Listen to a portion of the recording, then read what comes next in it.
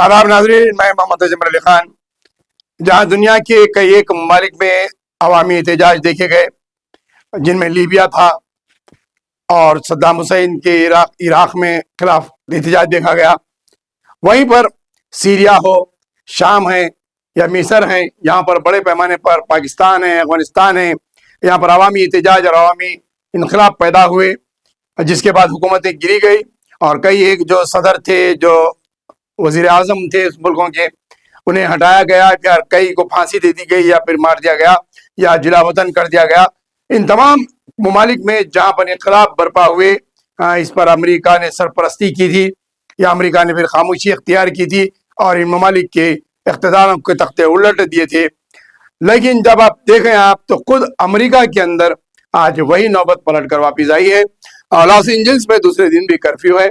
Boston, Chicago जैसे इलाकों में एहतजाज बढ़ते जा रहा है और सदर ट्रंप की जानिब से नेशनल गार्ड्स को जो सड़कों पर उतार दिया गया है, उसके खिलाफ बड़े पैमाने पर एहतजाज किया गया और कैलिफोर्निया के गवर्नर ने अदालत से तक रुजू हो गया है। जहां पर ट्रंप की जो पॉलिसीज थे इमिग्रेशन के ताल्लुक से और दूसरे टैरिफ के ताल्लुक से, दीगर जो पॉलिसीज ट्रंप ने अपने दूसरे मियाद में लागू किए हैं मुल्क के अंदर, इसको लेकर अवाम में एक इंकलाब और एक एहतजाज पैदा हुआ है, जिसमें ट्रंप हुकूमत के खिलाफ पूरे मुल्क में एक एहतजाज की लहर दौड़ी है। जिस तरीके से दीगर ममालिक के अंदर इंकलाब बर्पा हुए और हुकूमतों को अपने हाथ धोना पड़ा, वहीं पर ट्रंप की हालात भी ऐसी ही कुछ नजर आ रही है और अमेरिका जैसे शहरों, कई एक शहरों में ये एहतजाज फैलते जा रहा है। इसकी एक मिसाल तवाज़ुन क़ुव्वत जो है जिस तरीके से कमज़ोर पड़ रही है और ट्रंप की भी तवाज़ुन कमज़ोर पड़ने की वजह से वो बुखलाहट का शिकार है और वो 2-4 रोज़ कबल ही उन्होंने जब प्लेन में चढ़ते वक्त अपना बैलेंस खो दिया। और ये भी एक निशानियाँ हैं बड़े हुक्मरानों की कि जब उनका तवाज़ुन बिगड़ जाता है या इम्बैलेंस हो जाते हैं या फिर उन्हें इस तरीके के एहतजाज के सामने से बुखलाहट का शिकार होना पड़ता है, तो वो अपना तवाज़ुन क़ुव्वत खो देते हैं और अपने पैरों उनके लड़खड़ाते हुए नजर आते हैं। ऐसा लगता है कि इस तरीके से उनकी हुकूमत ही लड़खड़ाने लग रही है।